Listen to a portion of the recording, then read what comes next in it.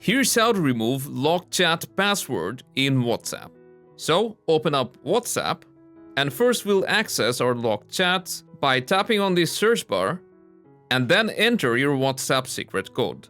After you've entered the correct one, your locked chats will appear, tap on them, and now to remove locked chats on Android, you can either long press and select the chats, then tap on the three dots or settings and choose unlock chats. Then you can enter your secret code or your mobile device's security. Now the contacts will be moved back to the chat list. And on your iPhone, you just need to long press on a chat, then select unlock chat and enter your secret code once again.